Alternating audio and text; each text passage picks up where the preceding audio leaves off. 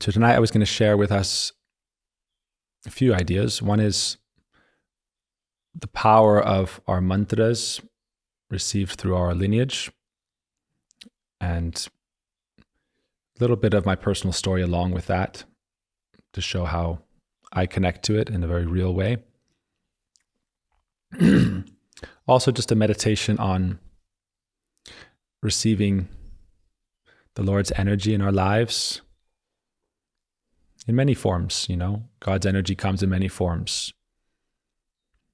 But in our path of bhakti, we focus on devotion and faith and surrender. And this actually enhances our lives, improves our lives, doesn't take anything away, it adds. People think surrendering is losing something. It's actually gaining something beyond the imagination of those who do not enter that process. We are adding the Lord and His divine energy into our life through the process of surrendering, which is removing all blocks between ourselves and God. Actually, we are only surrendering to receiving God's help. And in that way, then the battle with Maya actually is over. The soul is described to be a higher principle than the material world. The soul is a higher principle. Each of us is God's higher energy. Prakritim vidi me param. We've been having discussion. What is the nature of our soul?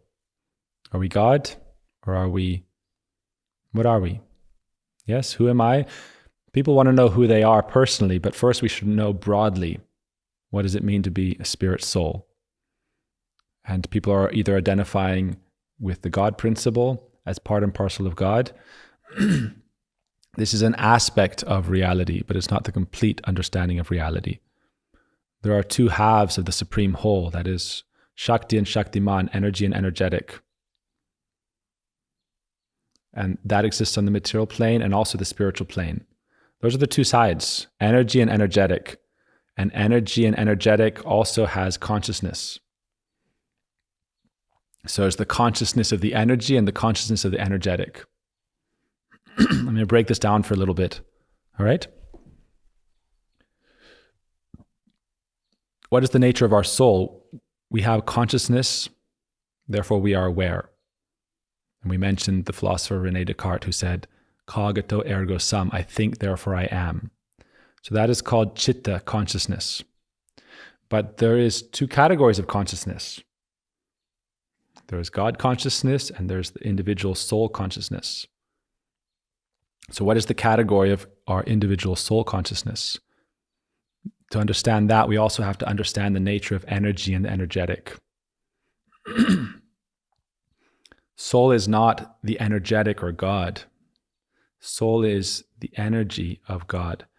In our Vedanta, God does not manifest as this world, it's His energy, which is the divine feminine. We give it a gender idea, but it transcends the idea of gender. But what it means is they have a relationship of love, yin and yang, two halves that are always attracted to each other. And the highest reality is the personal reality. People argue about what's the highest reality, the personal or the impersonal. But in our practical lives, the personal is the higher reality. And as we go from the material to the spiritual understanding, usually people first think of the spiritual reality as impersonal. But that is the neutral state in between the material personality and the spiritual personality. So we go through the featureless Brahman, which helps us develop detachment. But then beyond that, we come to the Sagun Brahman with transcendental nature. The soul, as an individual, is of the nature of the Lord's manifestation of His divine energy with consciousness. Right? There is Radha and there is Krishna, divine masculine, divine feminine. in an eternal relationship of love. And then there's us, the soul. When we say Om, you know what the Ma part is? Right? Om. The Ma part at the end, Auma, is the individual soul. Similar understanding is there with the mantra Kling. Kling. Do you know what that sound is? Kling. This is the seed of the Gopal mantra. And that's the mantra I want to speak about a little bit today. The Gopal mantra is how we develop a relationship of love with Krishna by chanting this Gopal mantra, received through our lineage. So the Kling in the beginning is described to be the seed potency of Krishna's flute song, attracting us to him. And it's actually referred to as the meeting of Radha Krishna, and the dot over the I, just like we have the dot over the tail in the Om, is the kiss of Radha and Krishna. That's how it's described in the Sanskrit texts. Kling. Reality is a love story. Reality is a divine romance. And that divine romance plays itself out in many rasas, many flavors. But the ultimate reality is personal, and the ultimate reality is loving. And all this world, material and spiritual, is a transformation of the energy of the goddess in her efforts to please her beloved Krishna. And he manifests within that reality in all different forms to experience the flavors of her love and their loving relationship. So we are not God consciousness who possesses his energy. We are soul consciousness who is a transformation of his divine energy. Therefore, if we want to love God, we come under the shelter of his divine energy. We naturally love God. But if we want to realize love of God and go away from love of the shadow of God, in other words, love of the world, his transformation of his energy, love of the opulences, his beauty, his power, the things God possesses, if we want to develop love of him personally, then we align with his divine energy. Krishna says this in the Gita. Dhaiviyesha gunamai mama maya dhritaya mamevaye prapadyante maya metam turantite. The soul is a higher principle than this world, because this world of things is inert, not conscious. The table is not conscious, the mic is not conscious. But it's still a transformation of his energy. And because it's bigger than us, we can be overpowered by it and become attached to it and lost in illusion. But if we come under the shelter of his divine energy, this spiritually conscious energy, which is of the nature of the spiritual realm, then we easily cross over worldly illusion. All right? Everyone with me so far? So the soul's nature is transformation of Krishna's energy with consciousness. So love of God is a romantic experience. It doesn't have to be in a lover-beloved relationship. It can be a love of friendship or a parental love. But for there to be love between two beings, they have to have a complementary nature. God is not in love with God. He's in love with his energy, transforming as personality. And the personality of his transformation of energy is higher than just his energy. So anyhow, this is all ideas, but let's get into practical details. The reason I'm saying this is because as individual soul, if we don't try to become God, rather than trying to become God, we connect with his loving energy. Then we receive his love, we experience his love. And that is why we worship Radha Krishna along with her associates who teach us how to develop that relationship of love with Krishna. We do this through the Gopal mantra and other mantras, Kam Gayatri mantra. I also am mentioning this because our personal energy is finite. We have a certain amount of energy in this body. Yes? That energy we have in this body is the material energy. It's not the soul energy. It's the material energy. But when we surrender and develop that relationship with God, the material energy recedes and the spiritual energy manifests in our life. We do that by finding God within and by our meditation practice. But when we find God within, then the external world also becomes spiritualized all around us by our perception. You know, they say in quantum physics, the reality of the nature around you changes by your perception, by observation. The point is, how you perceive the world helps shape the world, especially in a spiritual practice like we follow. When you develop your relation with God internally, everything around you becomes spiritualized. Everything you touch turns to gold. This is the nature of our saints. Everything around you becomes divine, because that divine energy descends. So my point here is that we are very limited, but actually when you develop love for God, His unlimited spiritual energy can flow through you. Then you're never weak and tired. And even when you're at rest, you're with Radha and Krishna, you're with Krishna, you experience His love. That is what we practice, hearing, chanting. It's a beautiful, beautiful experience. I lived in the temple many, many years. Sometimes you get into that flow state. In material terms, we talk about flow state. You've heard about it, right? When you get in the zone. But that's still material. But when you get in the spiritual zone, it's a state where you're not worried about the future, not worried about the past. You're in the loving present. And whatever, they say human capacity, we use like 5-10% of it, even less sometimes, 2-3% of it.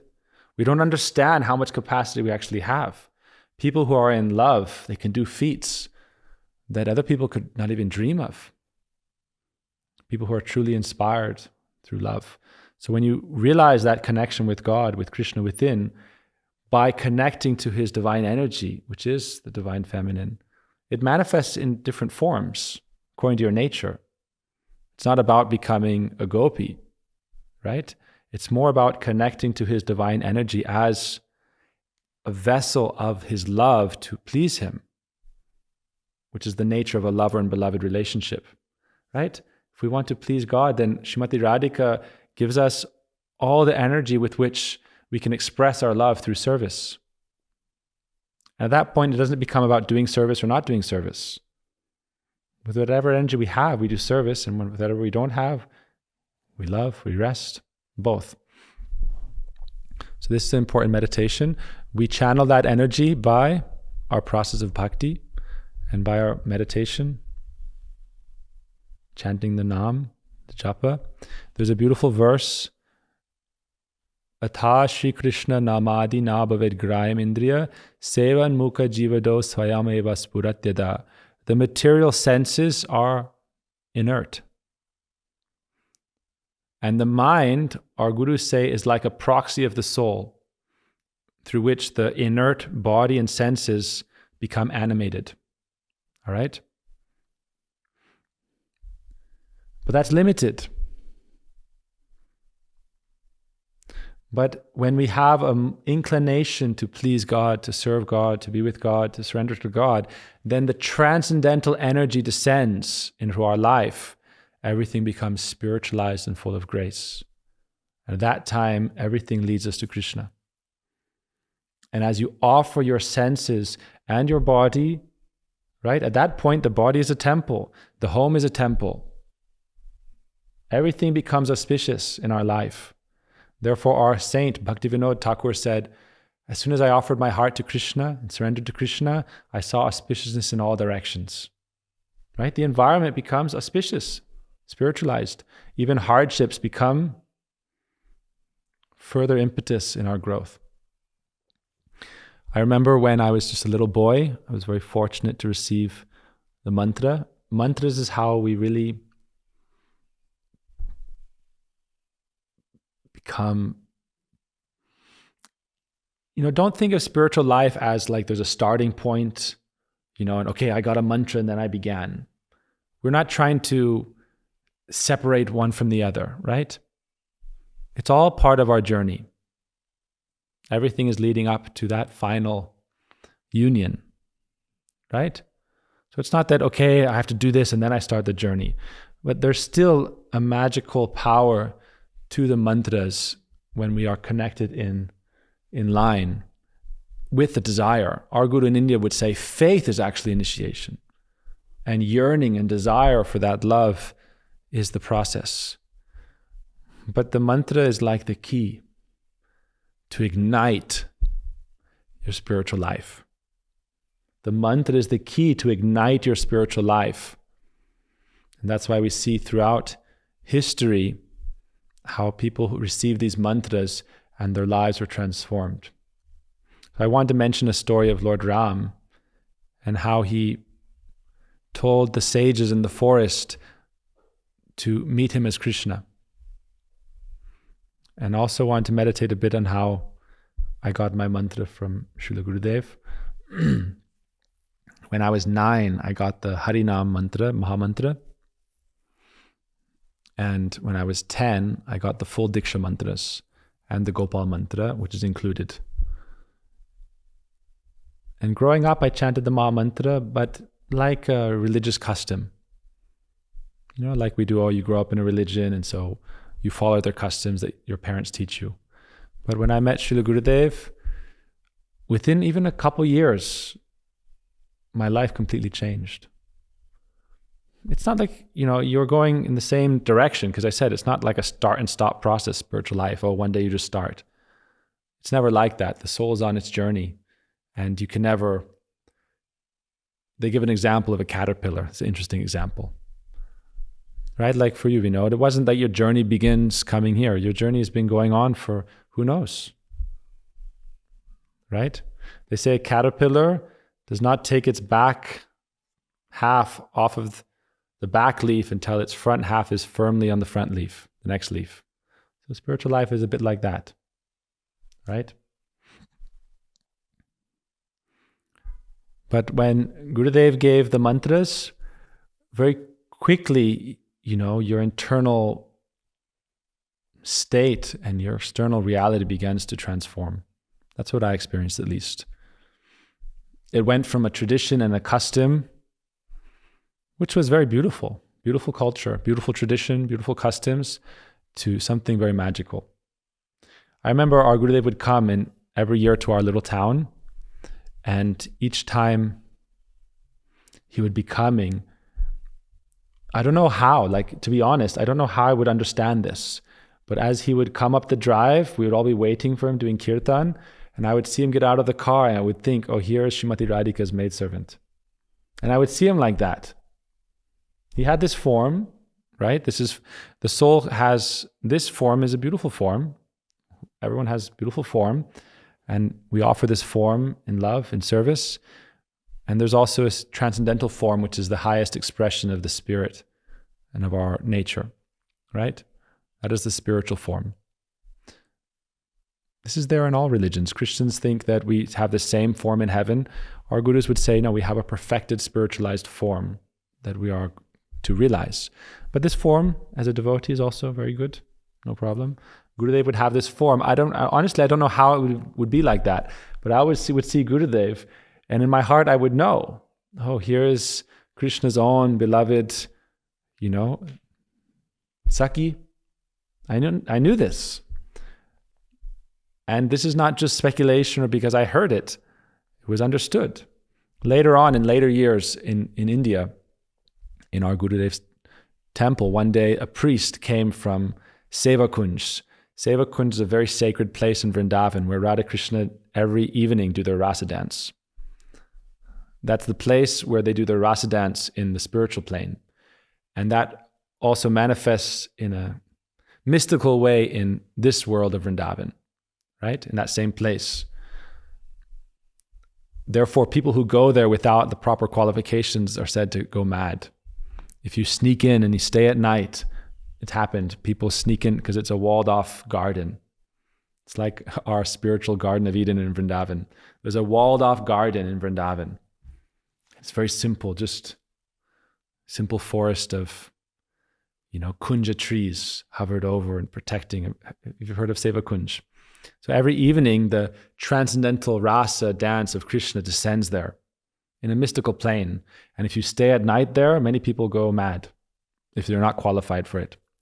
So in that same place, the priest who serves Radha Krishna there in their temple, in their deities.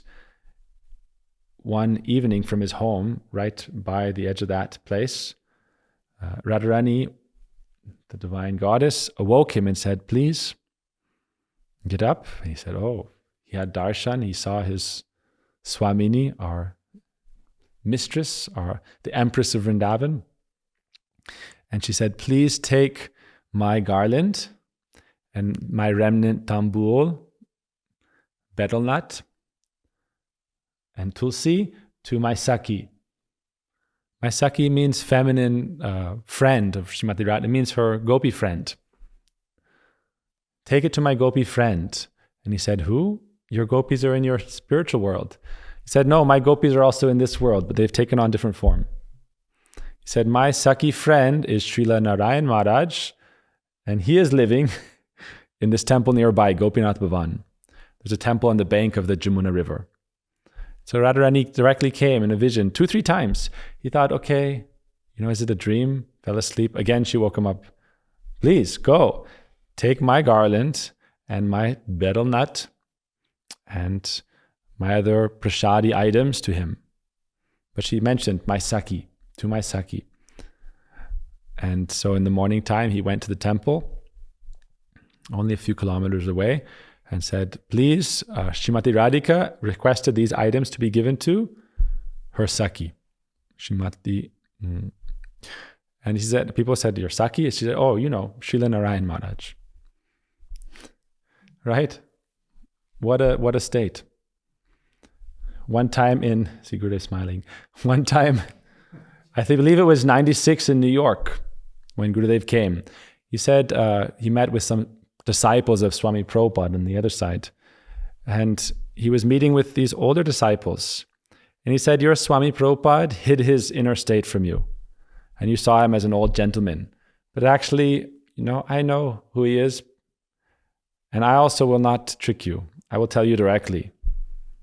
Right? I am Srimati Radhika's maidservant. If you're not on a qualified level, this seems sentimental. Don't think this is cheap or ordinary. This is a very divine conception. And it's passed on in a tradition since hundreds and hundreds of years, and before that, thousands and thousands of years. It's a transcendental reality realized in the heart. The point I'm making is that the power of these mantras brings you into a spiritual state of being, a transcendental state of experience. Why is it like that? You could say the soul can have many different forms, right? Have you heard of reincarnation? Yes, of course. The soul takes on many forms, according to desire. We've been talking about this for weeks now. You want to experience flying, and you're not satisfied with being in an airplane? Okay, the soul can take on the form of different birds. Our Gurudev would say, if you love surfing, that every day you're 8 hours in the water, what is it? What is God thinking? What are you thinking? You like being in the water so much, better you can become a dolphin. As a surfer, a shark can attack you. But as a dolphin, with your team of dolphins, you can even defeat sharks. So if you really like being in the water that much, better to become a dolphin. And if you like fishing that much, then you can become a shark. Right? The soul has that potency. Don't think, the soul is not weak. In the Upanishad, it said that the soul has the power of 1,000 suns. Soul is not a weak thing. It's God's energy and its individual consciousness. That means your individual desire, and it's God's energy. We are God's energy. We are not God, but we are God's energy. But our energy is finite. But if you wish to please and love and serve God, then His divine energy, the divine goddess, she thinks, oh, you want to help me please my beloved? Take. You understand what I'm trying to say? We are finite energy. We are finite consciousness. But we are not God. And we are not the possessor of energy. We are the servants. That is our nature.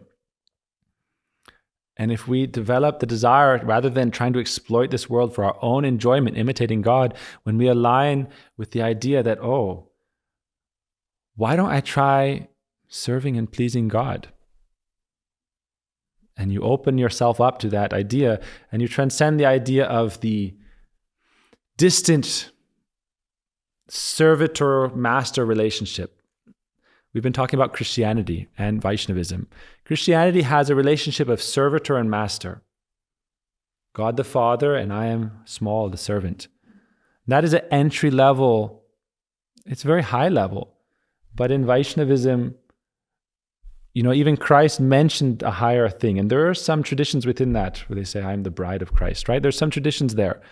He said, ultimately, for love to fully manifest, there is not higher and lower. Just because we are finite and God is infinite doesn't mean we do not have pure love without this dynamic of master and servant. In the highest plane, Krishna will bow at the feet of the servants of Srimati Radhika to beg them entrance into her grove. We think we can serve God only if He is great and we are small. It's not like that. When you love someone, you want to serve them because you love them, not because you are small and they are great, right? We are not doing arati of Krishna because He is great and we are small, because He is master and we are servant. That is not in Vrindavan. We worship Krishna in Vrindavan. It's not because He is master and we are servant. That's why we read on the back of these books, our Gurudev would say, we read a few quotes just a few days ago. He would say, you should understand Krishna is the Supreme Lord. But in Vrindavan, He is the beloved of Radharani. And if anyone in Vrindavan were to say Krishna is master, they would laugh at him. Right? He said, that Krishna who is the Supreme Lord, what do we sing? Radhe Jaya Jaya Madhava Dhaite Gokula Taruni Mandalamahite. That Krishna is controlled by His beloved Srimati Radhika. He becomes subordinate to her love. Her love becomes His guru, her prem. All right? So,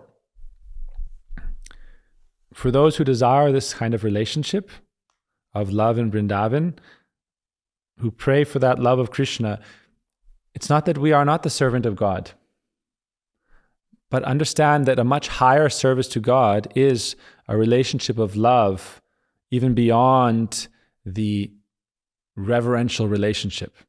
If we are servants of God, which we are as souls, it's a higher service, right? To simply have a loving relationship without that barrier of the master-servant dynamic. This is our Vrindavan conception. Chaitanya Mahaprabhu taught this. You know the cowherd boys, how they serve Krishna? By defeating him in wrestling. And then Krishna has to carry them on his shoulders and be like that. Swami Prabhupada would give a simple example. He would say a president of a country, in front of his citizens, he's very, strong, and he has to carry that almost majesty, pageantry of the position of the sovereign. But when he comes home at night, his grandchild will climb on his back and tell him to play horse. It's the same person, but actually he enjoys more the relationship of the grandchild playing horse with him than he does the sovereignty and the power, if he is not craving that. But this is how Swami Prabhupada would describe it. So this is all possible by your desire, right? You have to want it. Just like if you want to surf, Krishna will provide you the form of a dolphin, much better at it.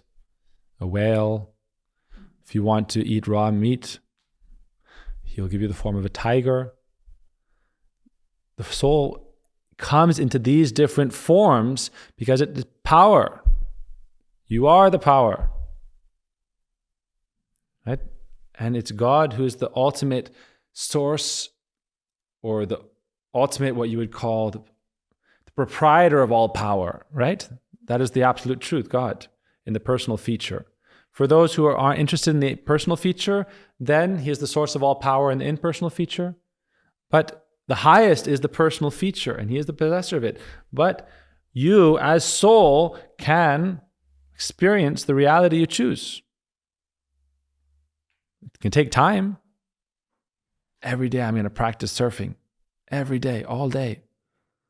Next life, it's not so easy to, immediately get it. But you can change your gender life to life. You can achieve those different forms. My point here is that the soul also, according to your relationship with God, your desire for God, it can achieve this perfected form by which you can perfectly express your love and experience His love. Right? So in the romantic relationship with Krishna, that is a gopi.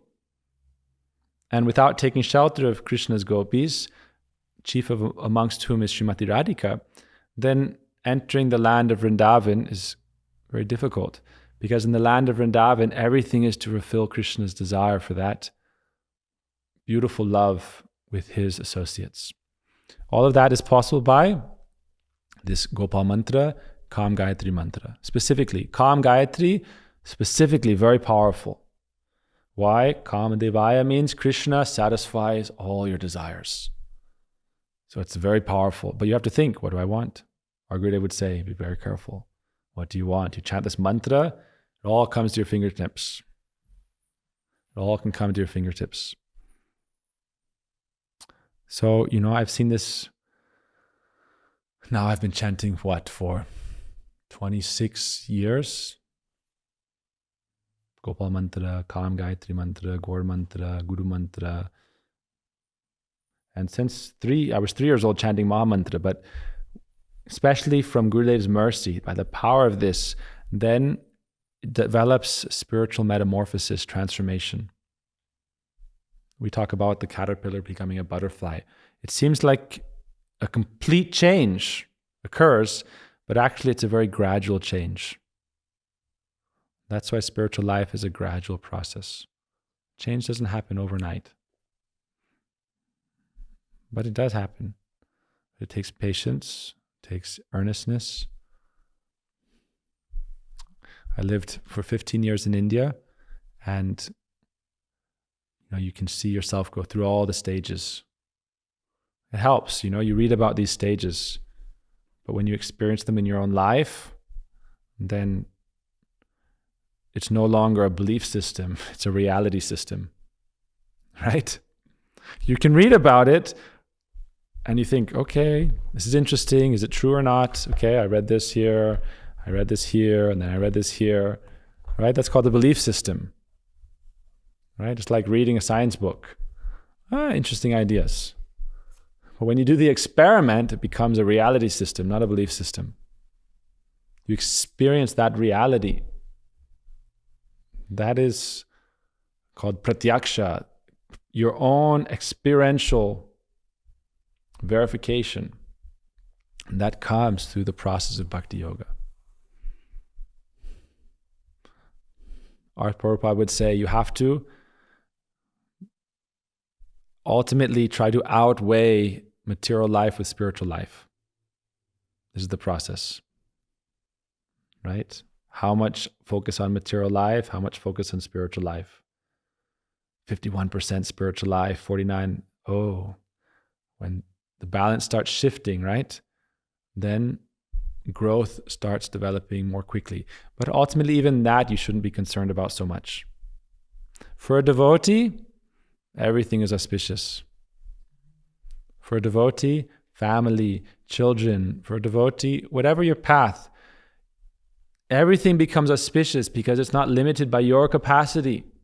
We are so attached to our effort. We are so attached to doing things, right? It's very hard to get rid of this.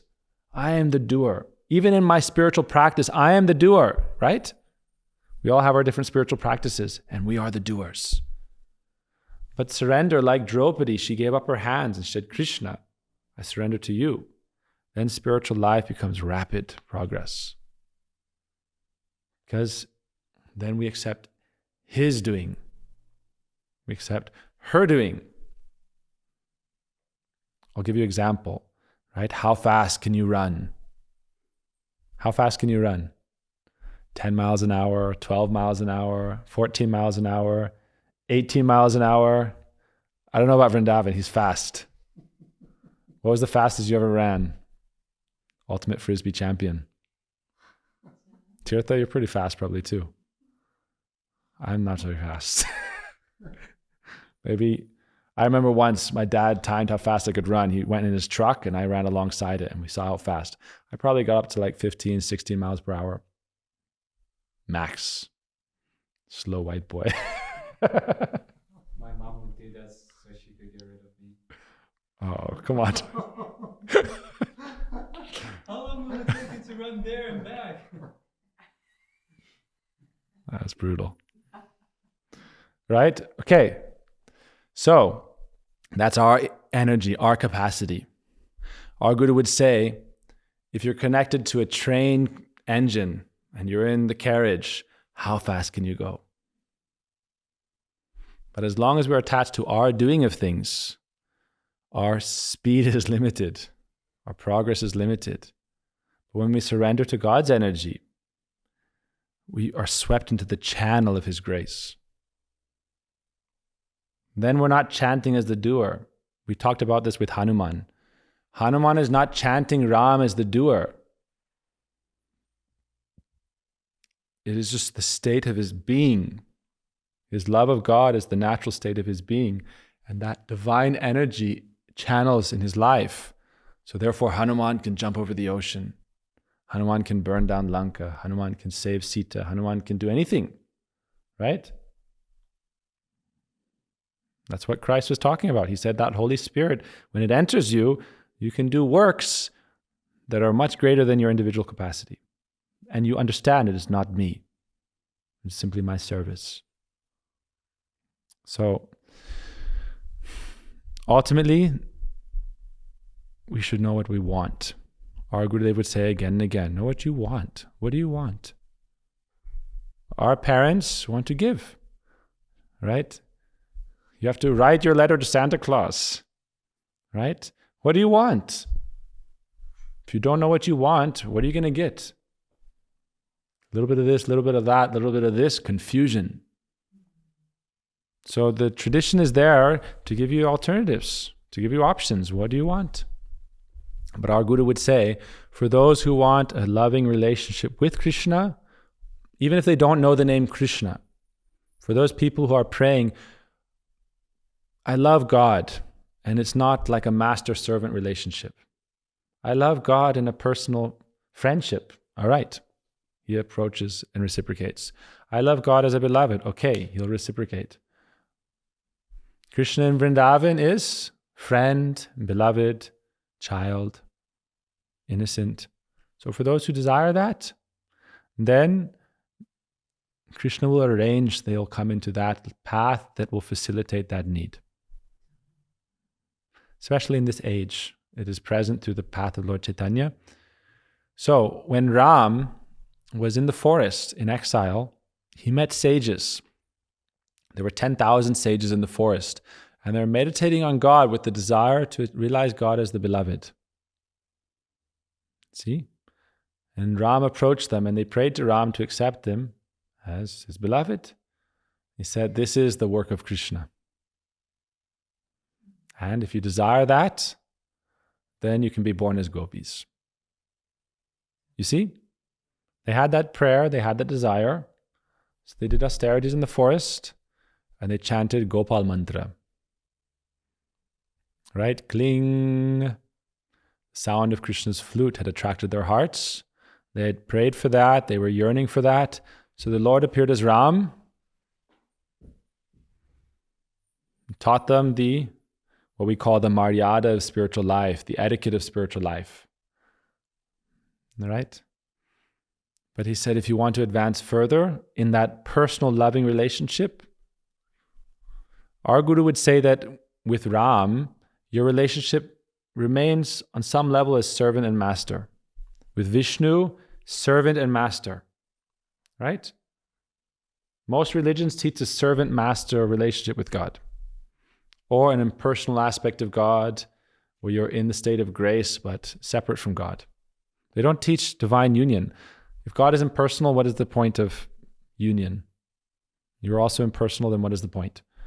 So most religions are teaching either impersonal relationship with God, which is no relationship with God, or servant-master relationship, which is holy, which we have great regard for. But in Vrindavan, that is not there. That is not the nature of Vrindavan. The best service is pleasing him as he likes most. In this world, we like love. That's because it's a reflection of his will, his nature, their relationship. And so for those who are eager for that form of relationship, then there's this method. So Ram said, chant this Gopal mantra and you will be born in Vrindavan as a gopi. This is what he said. And this is what happened. They chanted this mantra, and upon giving up this form, they had achieved the spiritual form, Vraja Gopis. This is described in the Srimad Bhagavatam. It's hinted there, but in many other texts it's described. This is the process. It's important not to think of this in a mundane way. These are not mundane forms, right? It's not even angelic forms. It's transcendental, spiritual forms. Not anything connected to reality as we understand it in material terms. Completely spiritual, supramundane. But it's a form perfectly suited to that pure relationship of love between lover and beloved. And it's a real process realized, not a belief system. Right? This is not a belief system, it's a reality system. And a reality process. It's called Sambandha, relationship, Abhideya, process, Prayojan, goal. So the relationship is needed, and then the process is practiced, and then the goal is realized. And first it's realized internally, and as it is cultivated, then it's what we mentioned the last 2 days ago, right? First it's realized internally by the inner focus. But as it's realized internally, it comes to the point where the external and the internal become the same. This is called Swarup Siddhi and then Vastu Siddhi. It's realized internally. Swarup Siddhi, your internal spiritual form is realized inside. And then you develop detachment from the material energy and attachment to the spiritual energy. And as you cultivate that spirit, that spiritual reality surrounds you, and the internal and the external become the same. Then the internal manifests outwardly so that you can engage with it. So in the spiritual world, no one is sitting and practicing meditation. That's why devotees also don't focus just on meditating. You don't see devotees sitting and meditating all day long, right? I'm going to meditate for 10 hours a day. Why? No. I love Krishna. I'm going to plant flowers. I love Krishna, I'm going to cook. I love Krishna, I'm going to sing. I love Krishna, I'm going to hear. Right? Because we're practicing that. So this is there. The sages in Dandakaranya forest receive this. Narad Muni, the great sage in our line, would also give this mantra. One thing I want to mention also is we should not be so worried. People say, but I don't want guru, I don't have trust in guru, this, that. Don't worry about guru, worry about how you can become connected to this mantra, to realize this spiritual wealth. Any bona fide guru can give. Right? Any bona fide guru can give the mantra. Anyone who's properly connected.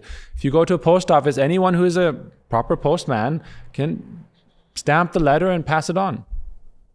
Right? Narad Muni would travel, and anyone who is inclined towards bhakti, this relationship, would chant Gopal mantra, develop your relationship with Krishna. Simple. And any other sage, Parashara Muni, so many different sages, anywhere they found someone inclined to love Krishna in a relationship of love, okay, take the Gopal mantra and follow this process. Nowadays, there's a lot of trauma, there's a lot of cheating, there's a lot of hypocrisy, so people are very cautious, which is good. Be cautious, wait. Say 1 year, 2 years, wait. But really, right? Guru is just the medium to Krishna, not a block, a channel. And that channel is a whole, what is a channel? Right? They're only preserving and protecting the teaching, the integrity. But the channel is God's energy. That's the river. So okay, enter the river, get your swimming license, swim. Chant this mantra. Very powerful. Mahaprabhu took this mantra and he said it completely transformed his life. He said, Kiba mantra dile kiba tarafala japite japite manara pagala. What mantra have you given me? Chanting this mantra, I've become mad in love for Krishna. Why? He received that mantra from the channel of Srimati Radhika's pure loving energy. So we are praying to our gurus. Our Gurudev is continuing this conception, this line. This is a very high conception. Words do not suffice to help us understand the beauty and the transcendental quality of this. Therefore, we practice, we do kirtan. So we transcend the words and the conceptions and we experience it in our heart. That is much more helpful, right? Words are like what brings us up to the door of spiritual life. All right? These are the words. It encourages us to walk on the path up to the door. But by practicing it, we open the door and we enter. That is our own practice. All right? So we chant the mantra, we chant Mahamantra, and we meditate and pray, and the words continue to encourage us. But ultimately, all the words are doing is helping us to have some desire, some inspiration to practice, so that then we can experience it within. That is what we are going towards. So we'll end with a kirtan. We pray to our Gurudevs. We see this in all our acharyas in our line. Param Gurudev, Bhakti Priyan Kesha Goswami Maharaj, he would indicate this internal nature. Bhakti Siddhanta Prabhupada revealed this inner nature. Bhaktivinoda Thakur revealed it. He said, I am Kamala Manjari. Bhakti Siddhanta Prabhupada revealed his nature, right? Nayana Mani Manjari. Our Gurudev the same. Bhama Goswami Maharaj the same. To those very qualified, some. Bhaktivinoda Swami Prabhupada also. So this wealth is there in our line. For those who desire that highest grace, it is available. Not a belief system. For us, belief. For them, reality. All right? Just as much as an ant and a tree is real, just as much as a dolphin and a tiger are real, right? That they're real. You can go in the world, find them. So that spiritual dimension is much more real. This is the cosmic dream. That is the reality. This is also real, just like a dream is real. But that is most real. Therefore, we are going in that direction of the most real. All right? So we'll end with kirtan. Thank you. Hare Krishna. Vanchakalpa tarubhyasya kripa sindhubheva cha patitanang pavanebhyo vaishnavebhyo namo namaha.